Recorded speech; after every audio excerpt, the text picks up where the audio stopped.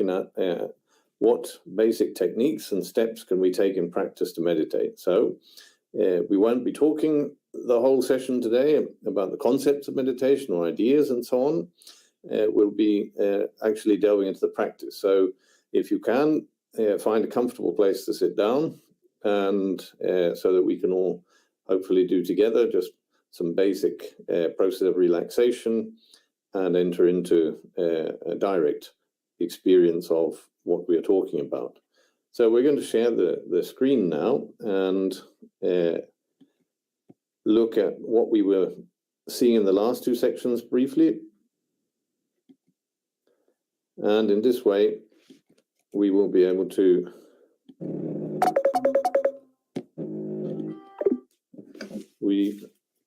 look at, sorry about this, having some trouble just doing the whole screen on full view. Here we go. There we go. So, there we go. Well, we looked at the objectives and benefits of meditation yesterday, and we can look at that basically in three categories. If we look at health, the benefits of health and the objectives of health, obviously, if we learn to relax our body and center ourselves, breathe consciously and calmly, then this will calm our nervous system. This obviously reduces stress levels, and this is hugely important for everybody. So meditation in its basic sense is for everyone. Anyone can do it. Children learn it very easily, and it's something that we don't have to take as some sort of serious, transcendental, complex, difficult, lifelong thing at this level. However, if we learn to develop this discipline in the positive sense of the word, then we learn to control our body and centers rather than just react to stimuli of all kinds coming from within us, from our unconscious, and from around us in our environment. So another aspect of meditation to do with health is healing. We can learn to concentrate on specific organs of our body that are afflicted in some way, or illnesses that we may have, and concentrate the energy of our life system into healing through a combination of imagination and relaxation. We move energy around our body, and this is something extraordinary. It's a very empowering process that can help us in many, many aspects of our lives, physically and mentally. So if we then look at the mind, for example, reduces mental activity, i.e. calms the mind. Our mind is generally very chaotic, very, very active, and consumes enormous amounts of energy and time, and very often not very positively. And so calming is a very important thing to take into account. And having a calm mind means we can actually then select what it is we want to concentrate on and focus on in ourselves. So these are evidently huge benefits. And that takes us to one of the questions that was asked yesterday on the chats about does meditation, is it of any use for taking business decisions? And I would say, yes, absolutely. If we learn to center ourselves, calm ourselves, focus ourselves, then we don't get carried away by the nervous interaction of different conflicting ideas and thoughts. Shall I do it? Shall I not? Is it right? Will it work? Will it not? We can just feel our way into perceiving more keenly the pros and cons and the reality of the situation we find ourselves in any aspect of life. And of course, business is just another important aspect of many people's lives. So yes, that is definitely something we can use meditation for. Although, of course, it's not the transcendental objective, nor is it nor does it deal with the consciousness and so on. But it is a basic part of daily life, so we can't dismiss that. And then the third aspect is consciousness. Benefits, objectives of meditation is when we go beyond health and calming the mind and clarity of mind, then we enter into the world of consciousness. So, of course, meditation is something that facilitates the awakening of our consciousness.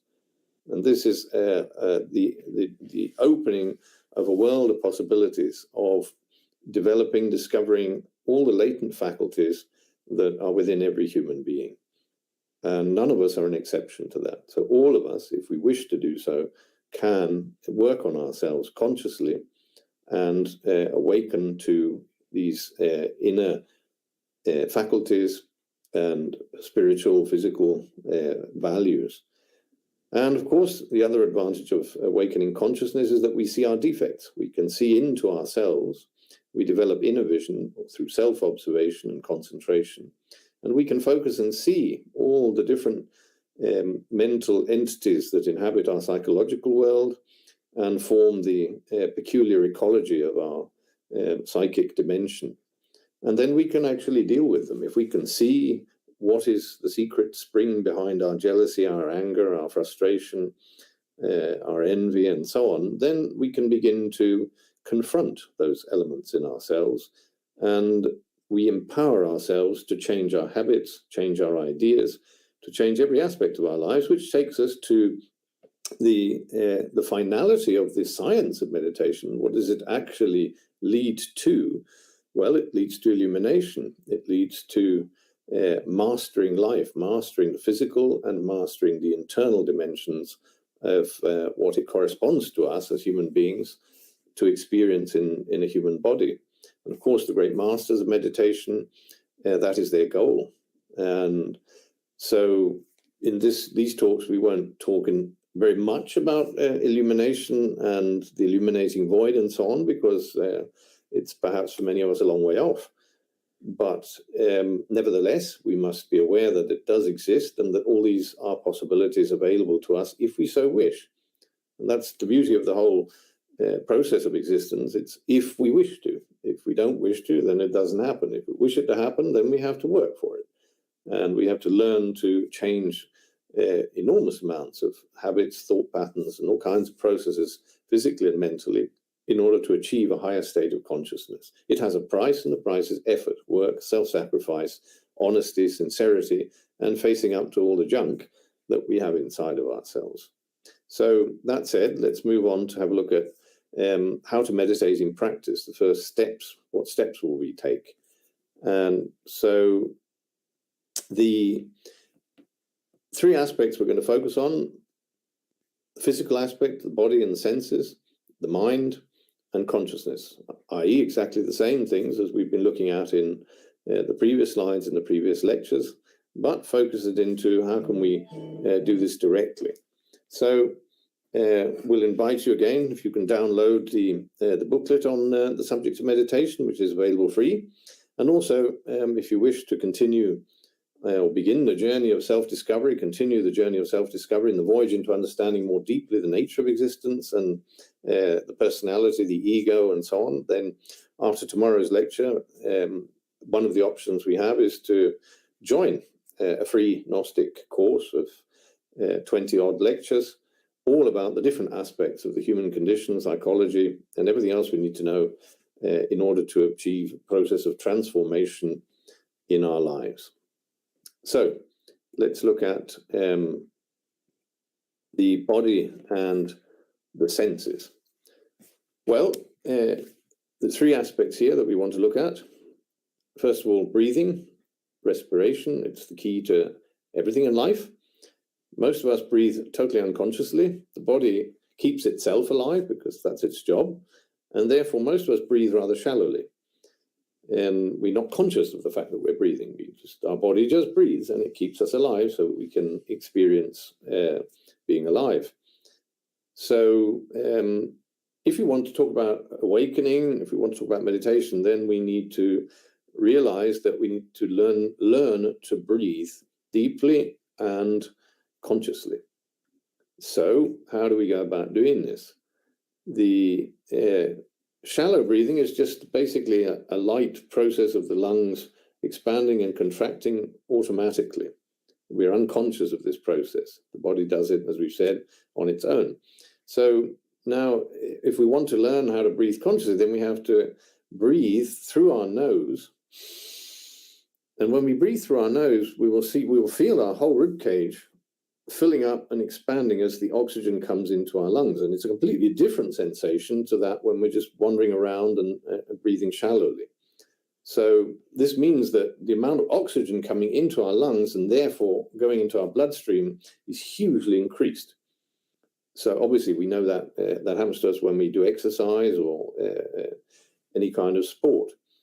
So in this case, we're going to not go into heavy sporting activity. We're going to do the opposite. We're going to relaxing activity, but it also involves breathing fully and learning to breathe fully. So another thing to take into account when we breathe, not only is that we're filling our lungs, but also that from the upper end of our abdomen also expands. And in that way, we can even hold our breath. And the longer we hold our breath, then the more time the oxygen in our lungs has time to go through the alveoli and go directly into the bloodstream, and through the bloodstream go directly to oxygenate our brain. And most of us know that science tells us that we only use something like 3 or 10% of the brain. And most of us, through shallow breathing, don't oxygenate our brain, which means actually the level of clarity and mental lucidity that we have just in practical life is greatly reduced just by the lack of oxygen in the bloodstream. So that taken into account, we'll now talk about posture. Well, what position do you have to take in? Obviously, many of us have had the idea that, or have the idea that meditation is somehow or other sitting in the lotus position. Of course, this is not the case. Meditation doesn't have to be done in the lotus position. It actually involves being in a comfortable position, and that's what's really important. So for the purpose of what we're doing, we can sit, as you can see in these images, you can see someone sitting on a chair with a straight back and comfortable support for the back, and the palms of the base of the feet flat on the ground, and the hands in this case either forming a circle, fingers touching, or you can have the hands totally relaxed, or palm up or palm down. It's not really the big issue, the posture. What matters is that we sit in the same position and that it's comfortable, and that we're not just curved over ourselves in some way. So we can see other postures here. For example, there's someone lying down flat on their back with their feet separate and their hands separated. We can even extend that position, extending the aperture, the distance between the feet, and spreading out the arms into a sort of a star position. That's another well-known position. Then we can see someone in one of the Buddhist positions, which is kneeling down with the backside on a stool with a small cushion. And then we have this other wonderful position. It's actually a photograph of a great Gnostic master, and it's a comfortable sofa or settee. That's all you need to be really comfortable so that you can relax. So that said, okay, let's take out of our mind the idea that actually this is about some kind of terrible, long-suffering discipline where we have to be in a specific position and it's uncomfortable and it takes years to learn how to do it. You have to practice yoga and all kinds of things. Yes, of course, that may be the case in a culture where yoga is part of daily life for children while they're growing up, and therefore the body learns to do these things. In the West, we don't need to do that course in order to learn to awaken consciousness or have inner experiences. So that's the good news. And breathing is not a very complex thing to do. So that's also good news. And relaxing is also a very pleasant thing to do. So these are three very good plus points for being interested in meditation, plus all the benefits that we've seen earlier. So that said, we'll move on to have a look at some other aspects of the process before we actually do a little bit of practice. Let's talk now about the mind. We've mentioned before, meditation is about calming the mind, allowing our mind to become, the sages and the wise people, the great masters say that calming the mind must become like a still lake, that it's deep and still, and it's full of mystery. But the fact that it's calm, sometimes people use the term we have to stop the mind, or the mind must go in blank or something. Well, that's strictly speaking impossible. The mind is sometimes referred to as a wild stallion or a wild horse. It needs taming. It needs training. And our mind is, as probably most of us all are fully aware, is very chaotic and it's all over the place. It has its own agenda and goes wherever it wants, and it tries to take us with it, which is also very frustrating because it makes it very hard to concentrate and very hard to center oneself. So calming the mind is a very fundamental part of meditation and actually life in general. Now we go on to the second aspect that we've written here, concentration and focus. Concentration is, again, a hugely important faculty to develop because it enables us to focus on any given object of interest or any given idea, any given phenomena, and to be able to deepen our insight into it. Now, this can only occur if we are not identified with our mind and its agenda of ideas roaming around the place, shoving answers at us, which we don't know whether they're true or not. It's a very random process based on associations in the unconscious and in what little of our conscious selves is receiving all this bombardment. We don't really know what to do with it all and don't really know how to organize it because we don't have, again, another discipline, which is hugely important, which is the discipline of controlling our mind and calming our mind, putting the mind in its place, in other words. And we must learn to do this because it will enable us to concentrate on the real issues, which we really do need to meditate on. These may be emotional problems, these may be psychological problems, there may be work situations, there may be any kind of situation in which we find ourselves. We need to be able to concentrate, focus in calm and in a relaxed state in order to be able to understand and comprehend. So actually, as we said earlier, the point of meditation is, or what is meditation in that sense? It is a tool for investigation. And therefore, we need to learn the processes to be able to use that tool. And interestingly enough, the tool is you, and the instruments are your body and your faculties, everything that is within inside of you. If you master it, if you connect with it, and if you comprehend it and what it's there for, then you can use your mind at the service of your concentration, and therefore you can do something called conscious analysis. We are able to study a specific issue, problem, and deeper our focus and concentration, ever deeper into it to get to the bottom of it.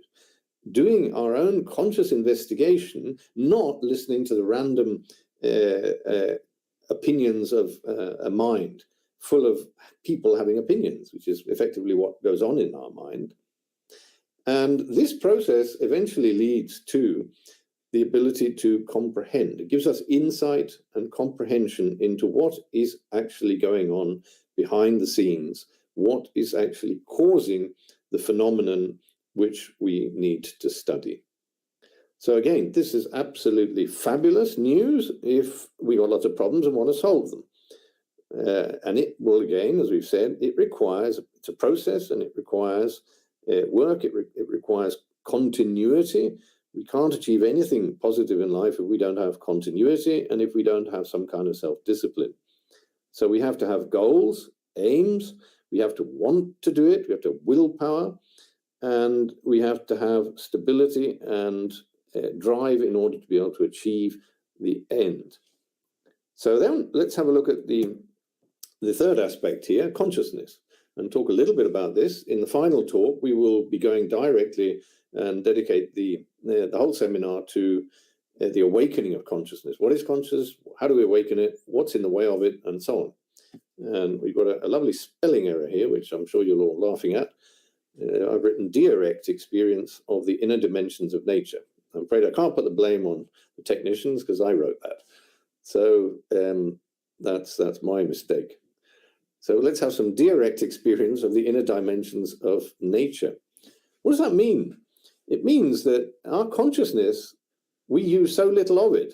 Let's make the analogy. It's very simple. We can compare it to what science says about using so little of the brain. Well, if we look at what they call the brain and the little use of it and take that to be consciousness, then, which I've also spelt wrong, and we will see that we're effectively only using about 3% of the consciousness available to us and latent within us. And meditation, self-observation, work on oneself is the only way we can awaken more consciousness. You become more aware and more conscious of everything that is in us and around us, and discover the meaning of things, and then make conscious decisions about what we're going to do with our lives and how we're going to go about dealing with situations. So consciousness is something we need to free up. If we were a computer, to understand it this way, then as human beings in contemporary society, we are, as it were, super modern computers, but unfortunately the hard disk is totally full. So if we had a terabyte of space originally, we are now nearly 97% of our space in our computer is completely used up. So the computer goes really slow because it's full of junk. And so it doesn't work properly. And then the memory that it needs, what they call the RAM, is all used up. So it almost doesn't work at all. That's why there are times in life when we almost come to a point where we don't know what we're doing, we don't know what's going on, we don't know what's up, we don't know what's down, and we end up in almost a nervous crisis, which happens to a lot of us, not once or twice in life. It happens many times to many people, especially to people who have a feeling for life and wish to seek meaning in a world where it's very hard to find meaning and comprehension of what's happening in the world around us, especially today when everything seems to be somehow or other deteriorating socially and culturally. And yet there seems to be more consciousness, somehow awareness of things appearing in many people around the world. So direct experience of nature and the inner dimensions means that from the third dimension, in the 3D, as it were, the material world, through our consciousness, we can penetrate into the fourth, fifth, sixth, seventh dimensions of the cosmos. Evidently, that's not something we're going to do after half an hour's meditation. This is something that requires deep dedication, and it's a spiritual journey. So becoming aware in the higher levels of consciousness, what, of course, all Buddhist monks are seeking, to dominate matter in order to enter into contact with higher intelligences and higher meaning of life. However, if we take it in, as many of us do, work in cities and towns in stressful jobs, then it's hard for us to understand how we would go to a monastic retreat in the Himalayas or in India or somewhere and withdraw from the world and dedicate ourselves to meditation. This, of course, is not realistic, nor is it actually the point, nor is it necessary to do that in order to enter into a comprehension of who we are. Because before we move away from where we live, we have to comprehend why we're here in the first place and what is keeping us here, what is actually causing our situation. And then we can begin to modify it where we are. And then at times we can reach a point where we don't even need to be where we are anymore because it makes no sense to us anymore. So what we're not talking about is a process where you suddenly make quantum leaps in understanding and comprehension without doing any work or analysis or investigation of the phenomenon that's causing the situation in the first place. It's said that nature doesn't make jumps and leaps, and consciousness doesn't do that either. It's something that you work out and develop in your daily life by studying the daily events. So inspiration, again, is a part of this process. Through connecting to our hearts, to our feelings, to that higher energy source inside of us, which we referred to as the being earlier on, then we achieve inspiration. We then look at creation and we feel wonderment. And this wonderment and this relaxation, this combination of processes of meditation leads to something called contemplation. We mentioned the term meditativeness in the earlier talks, and now we come to a word called contemplation. Meditativeness and contemplation are similar because we no longer wish to have opinions about what's going on. We wish only to contemplate it, to comprehend it, and wonder at it, whether it be good or bad. We don't need to carry on intensely having a feeling, having an opinion, having a reaction to whatever's going on around, because it uses up enormous amounts of energy and it doesn't solve any problems, and nor does it allow us to understand what's going on. And that's what actually most of us in society do all the time, which of course why we go around very often very confused. And then if we go further on and deeper into meditation and self-development, we can reach phenomena such as ecstasis, or samadhi as it's known. Ecstasis is if you like, a mystical experience where the entire hormonal system, the endocrine system, is now working differently. We've all heard of the special hormones that the brain releases through meditation, and they're called happiness hormones. And these chemicals, if you like, we're talking now physically about or energetically about the body, have a lot to do with overcoming the initial sensual identification with things and entering into a higher state of functionality of the same self-physical body. So what we're saying is the body not only works through the five senses in the way most of us normally understand it, but it also has a higher capacity. It also has higher possibilities of experience, and it's a vehicle to connect us to higher dimensions of our own consciousness and existence. And this is what's interesting about the whole spiritual journey. It's not about believing things or following people, it's about developing it in ourselves. And finally, the ultimate goal of meditation is to achieve entering into something mysteriously called the illuminating void, which you can't describe in words. It's not about it's not about seeing things. It's not a place. There's no furniture there. There's no people there in the sense that you're going somewhere. It is a state of nothingness, but it's a state of everythingness. It's a state where consciousness is now somehow free, and we can just perceive things as they are. And this is what this, of course, what motivates in all cultures, or in the cultures where meditation has been seriously practiced, students to take it seriously so that they can achieve the benefits, the joys, the freeing experience of being free of sensuality and attachment to the physical world and connecting with higher understanding and meaning. It doesn't mean running away from the physical world. It means the problem is when you come back, then it's how do you invest the light, the comprehension, the inspiration, the joy, the meaning, how do you then invest that in your physical life and activities in day-to-day experience and interacting with others? And this is the challenge, of course, that we can look at meditation as a journey into ourselves in order to find and connect to higher, better things that we can bring them back, and then we can work on them inside ourselves, and then we can connect all that to improving the quality of our lives in the world around us. So in that sense, we don't just have to think of meditation as some sort of far out, weird, mystical process. Actually, it's an incredibly practical thing to do. And the benefits are practical and they are tangible. If you do it, you get a result. And therefore, we could consider that it's worthwhile bothering to learn to relax and meditate because it's a results-based process. You do it and you get results. Obviously, the higher the challenge, then the higher the effort must be. But nevertheless, we can do it in simple aspects in daily life, and then hopefully that will motivate us to do more of it. The masters of great teachers meditate at least 3 hours a day. So can you imagine, what are they doing? They're not just sitting still. They are actually consciously investigating and having experiences in planes that most of us don't even know exist or don't even believe exist. And yet for them it's real. That's why they do it. Otherwise, why would they bother? So having said that, let us now go into practice. And first of all, we'll go back to the beginning when we talked about breathing and posture. So hopefully all of you are sitting in a comfortable chair. Mine is comfortable for what we're doing.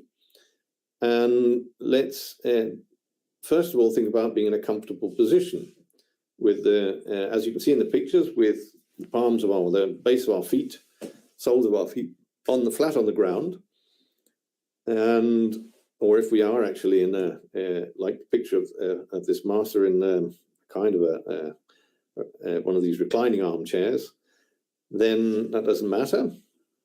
And just let our body, just let ourselves just flop, loosen. And now we're going to, while we're flopping, we'll allow ourselves to breathe.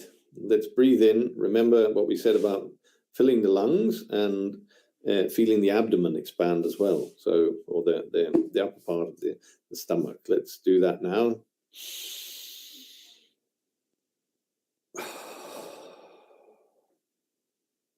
All we're doing is relaxing.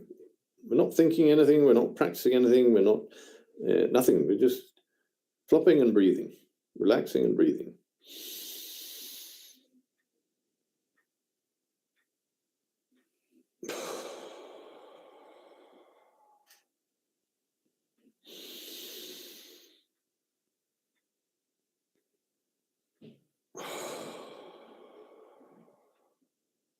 Now, some of you, if you're doing it, will already feel a difference. I can feel a difference just from doing that. And now let's take a little step further, and we're going to breathe in as deep as we can, as fully as we can. Then we're going to hold our breath for a short time, and then we're going to breathe out all the air, emptying out our lungs completely and letting our stomach empty the air completely. And then we'll do it again, and we'll do it 3 times. And then I'll explain why we're doing that. So let's start again. And relaxed, let's breathe in. We hold our breath.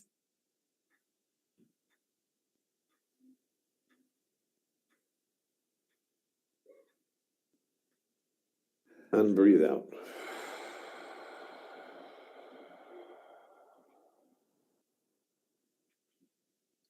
Let's breathe in again.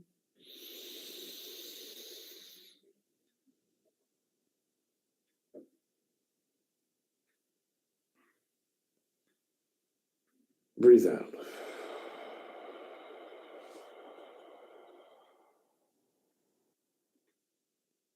Let's breathe in again.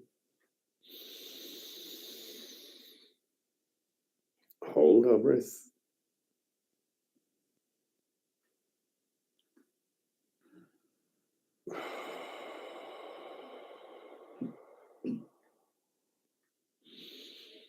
Now we just normalize our breathing. Just let our body find its own rhythm. Just relax. Now, important is to observe and note any differences from how we were before we started this exercise and how we're feeling now. And there can be a great variety of things going on in us. One of the interesting things is when we breathe in deeply, hold our breath, and then breathe out fully, and we do it several times over. You can do this 3 times, 5 times, 7 times. What we will hopefully begin to feel is the beating of our heart. Because in doing this simple exercise, we're stimulating the circulatory system, and the heart begins to work a bit more, so it's actually easy to feel. I've done practices with meditation, and some people have said they don't feel anything. They don't feel their heart. They're become in some way so blocked off from the heart and insensitive to it that they never felt it before. So if you do these kind of exercises solely with the aim of feeling your heart rhythm, then for some people it's a revelation that you can actually feel your own heart beating in your own body in a relaxed state. Obviously in sport it's different, or when you've had a fright and adrenaline's going, that's different. But in this case, we need to feel our heart, because the heart as an organ is very important to us. We look at the image here. It's obviously the source of life. If your heart stops, you die. And the heart maintains us alive, but the heart, just as we're saying, we have a physical body and we also have inner dimensions, the heart also is connected to the higher dimensions of existence, consciousness, and in certain ways, it's connected directly to intuition and spirituality and the being. And it's not for nothing that meaningfulness in life, purpose in life, in a human sense, has everything to do with the heart, which is why we talk about being human is something to do with being generous. It's something to do with being heartfelt. It's something to do with empathy. That's what self-development aims at. And spirituality also aims at. It's what, in effect, all spiritual teachings and religions try to do. And you can only do it through the heart. You cannot be intellectually generous. You cannot love intellectually. You cannot fall in love mentally. But you have to feel these things. And the only way you can feel them is through emotions and through your heart. So developing the heart chakra, if we talk about the energy, and we go down to find the images we've seen earlier of lost them, but of the chakra, then we will feel more connection. It has been said that the heart is a telephone for talking with God. It's 24/7. You can, if you feel through your heart, you can achieve eventually something which is called thinking through the heart, which is you can train your mind and your mental processes to feel them. And eventually something very peculiar can occur, which again, for the people who haven't tried it, it seems absurd. You can actually learn to feel with your mind and to think through your heart. And that is actually an aim to have. But we won't go into that now. If you study the course on Gnosis and self-growth, then you will learn more about these extraordinary phenomena. But I'm only mentioning it because it will help us to understand the huge importance of feeling our heart and connecting to our heart. So, now going back to our practice, I had my eyes closed. Evidently, closing our eyes reduces the stimuli coming out through the senses and the body. And we now want to do another exercise. We're going to start again, do the exercise again, but now with another aim. We will learn to study or become aware of or conscious of the parts of our body. That is to say, our feet, our legs, our thighs, our abdomen, our back, our spinal column, our arms, our hands, our ears, our neck, our face, our skin, our eyes, our mouth. All of these parts of our physical expression, become aware of them and aware of any tensions that we find in them, and allowing those tensions to relax, allowing ourselves to relax further any part that we feel an ache in or a difficulty in, and become aware of it. And so in that way, we improve our relaxation and are able to tune in more keenly to the vibrations of our physical body. And through breathing exercises, we will learn that we can feel literally the energy in our body. We can feel the energy in our skin. We can feel the energy in our feet. We can feel the energy in any part of the body that we focus on. And when you come to things like the hands, you can feel extraordinary the energy in the hands. And because the hands are so sensitive, you can do anything, play a piano, to caress someone. There's enormous amount of energy and tactile capacity in the hands, but it's energy. And this energy, we can feel it. So let's start again, and I'll just take you all through it and close my eyes, relax again the body. I'm going to breathe in 3 times, holding the breath.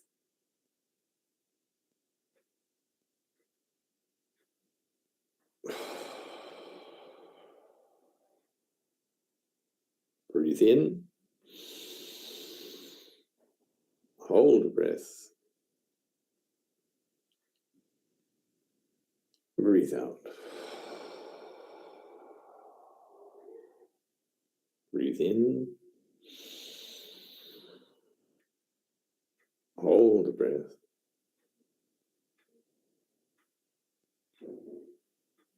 breathe out.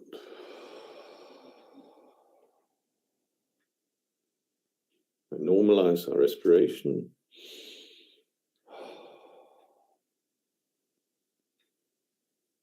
Let's focus our attention on the beating of our heart.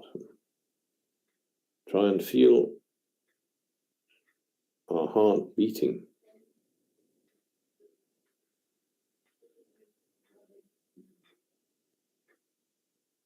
And now we're going to begin a little journey around our body just to become aware and conscious that we have that part of the body and what's going on there. And we're going to start with the feet. Allow our breathing just be normal, relaxed. Feel our feet. Try and feel the energy, the sensation. Take note of any ache or discomfort.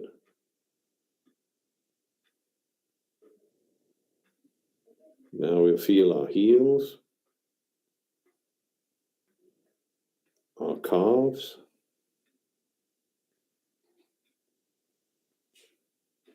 only concentrate on that part of the body, only focus on that part of the body. Our knees, are our knees relaxed? Are they tired? Are they aching?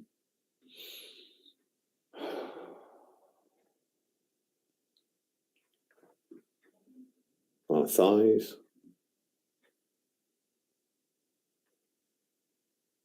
our waist,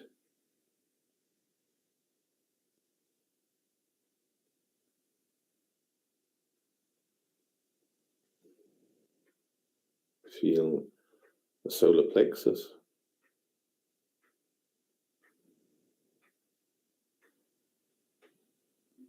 our lungs, rib cage. Take note of our spinal column, the position it has, tensions it may have, aches it may have.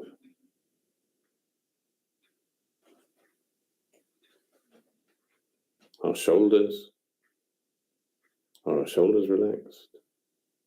And if we find, for example, we have a tension in our shoulders, then in our breathing, we combine our breathing. Just breathe out and imagine and feel the tension leaving those muscles or that area. Upper arms. We mustn't let our attention wander. Always concentrate on that part of the body that we are going through. Forearms. Now let's feel our hands. The palms of the hands. What kind of energy do we feel? A tingling feeling? What kind of vibration do we have? Are we familiar with it? Have we noticed it before?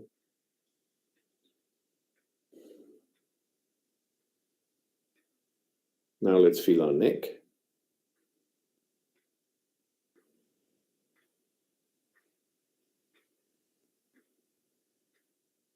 Let's feel the skin under our hair.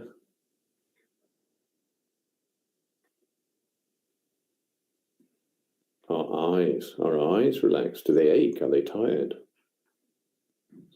Again, breathing. Just imagine just allowing our sight, even though we've got the eyes closed, relax.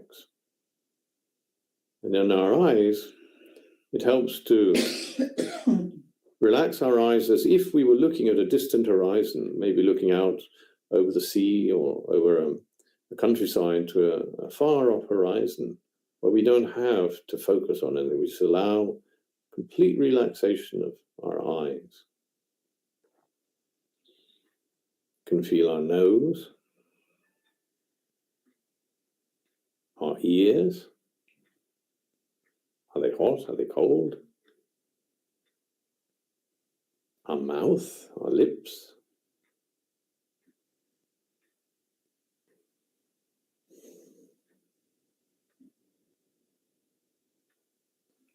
And if we're in the sitting position, it's always helpful that our head is not sunk forwards, as collapsed on our chest.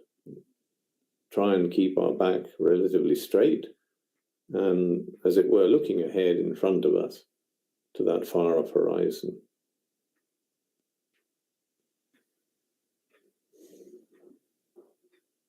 Now, having made that simple journey, let's try and feel all the energy in our body. not concentrate on any one bit of the body.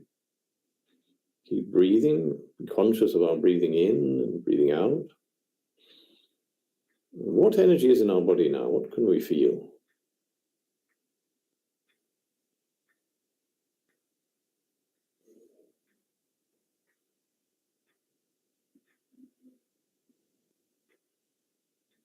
Let's feel the beating of our heart if we can.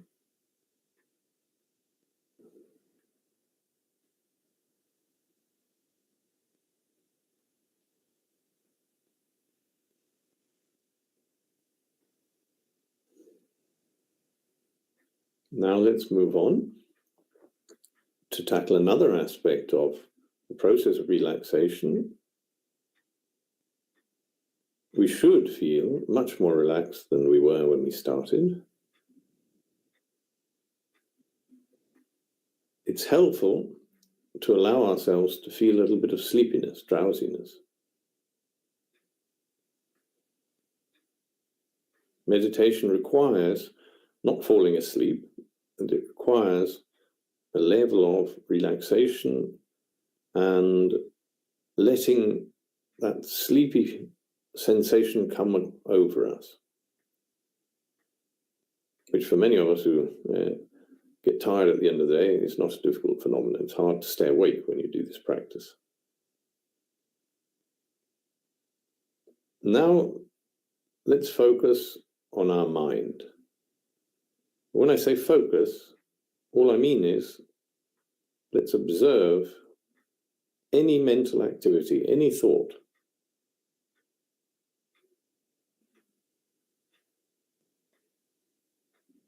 I'm not thinking of anything in the position that I'm in my process. But when we start the process, it's very common there are thoughts coming and going all the time.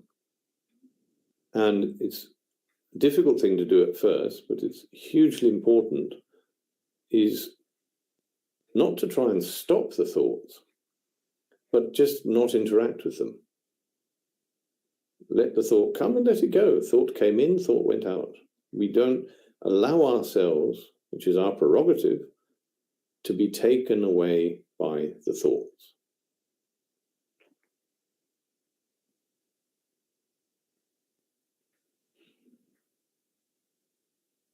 And this leads us to an incredibly important part of working with our mind.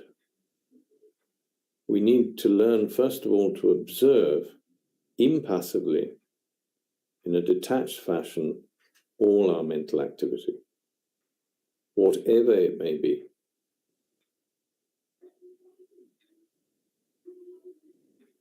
As if we were looking at the thoughts coming up on a screen in front of us.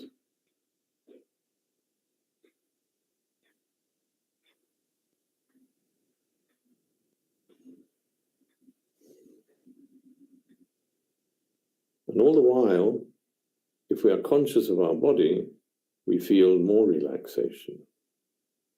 The more we separate from identification of mind and emotions, the more relaxation, harmony, and the sensation of sinking, somehow sinking inside of ourselves, not collapsing physically, sinking.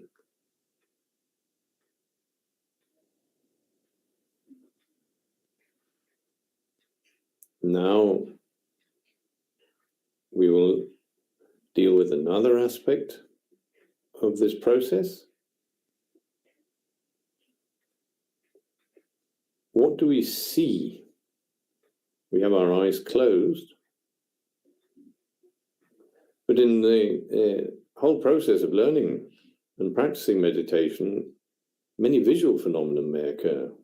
Sometimes we may see colors, we may see sort of light energies that come and go, or grow, or come smaller in front of us.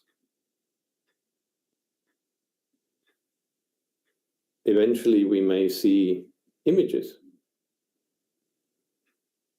landscapes, people, memories. And all of these phenomena, all we do is observe them.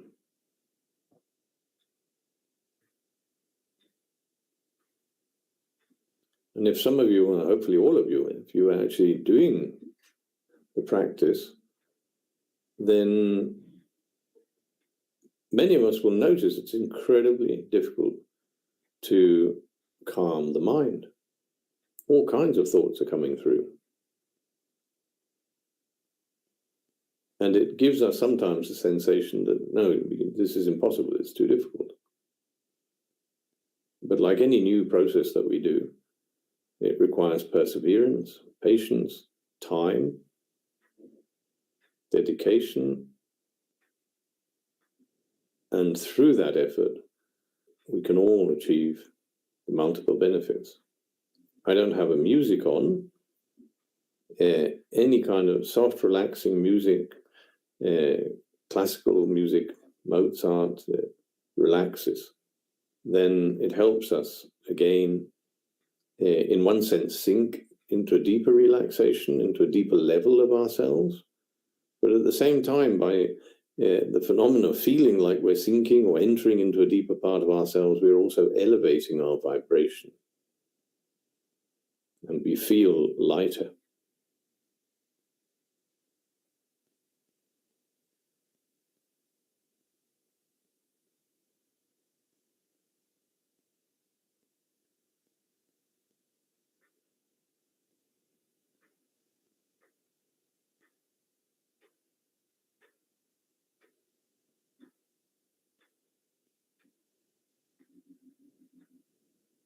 So now let's again take stock of our body, our physical body, make some small movements of the body to come to the end of this practice, move our hands, our feet, become aware of where we are, the seat we're on, and we can open our eyes. I'm sure perhaps some of you have not been able to participate directly in this practice with us because of circumstance. That doesn't matter. The important thing is that what we've just run through are very simple processes, and yet they're very significant. Many people seem to think that anything that's important has to somehow or other be complicated. But actually, when it comes to awakening consciousness, when it comes to centering, when it comes to meditation and spirituality, actually it's incredibly simple, because it's a process about simplifying complexity, or the complexity of our personality, of our lives, of our minds and conflicts and so on. And coming into a state of calmness is precisely the process through which we simplify ourselves. And when we begin to understand that all our attachments to the world, to things, to people, to emotions, to opinions, our hopes, fears, expectations, projections into an unknown future that hasn't come yet, all this takes us away from our true selves. It takes us away from our true center. And coming back to our center, finding ourselves, who we really are, making contact with that higher source of light and energy, consciousness inside of ourselves, the real being, is a process of simplification. Being simple or becoming simple doesn't mean becoming stupid. It means becoming aware, and it means connection.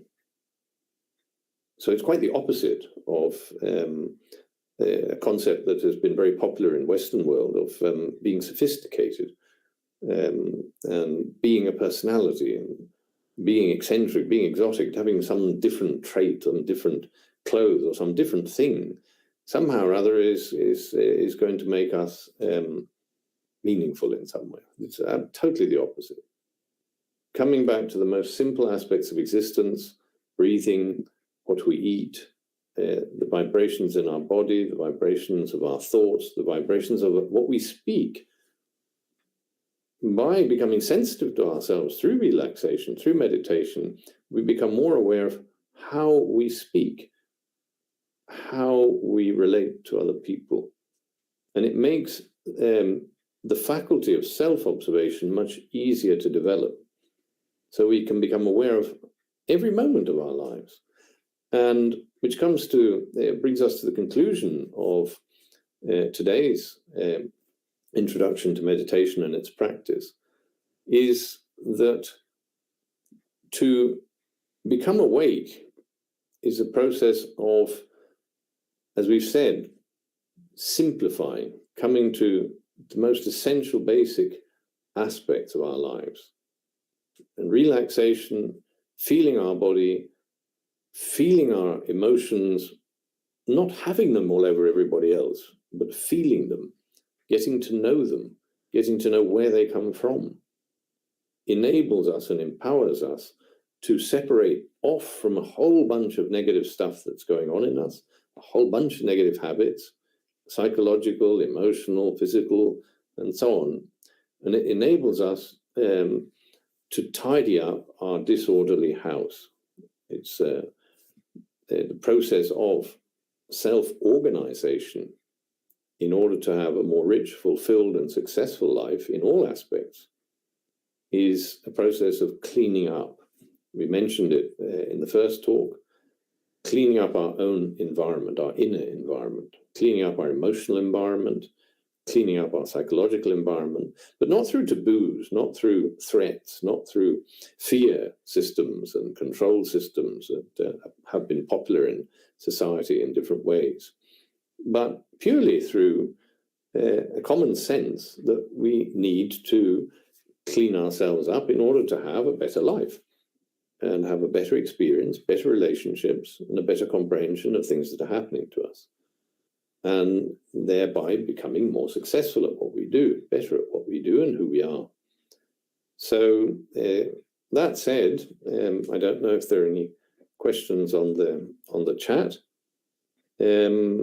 Again, we'd like to thank you all immensely for your patience and interest in participating in this seminars, and invite you all to the final lecture tomorrow, or talk, which is on the subject of the awakening of consciousness.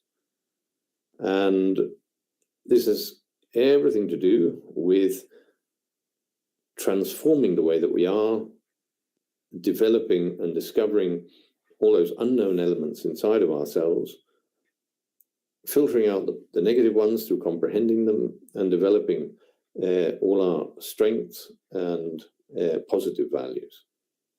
So thank you all very much indeed. And hopefully you can, we'll ask our technicians very much, thank very much Julian, who has been backing me up in the process of these talks, as each of the other instructors in different languages has also had their team of technicians helping them out. Excuse our spelling in this lecture, and hope to see you all tomorrow for the awakening of the consciousness.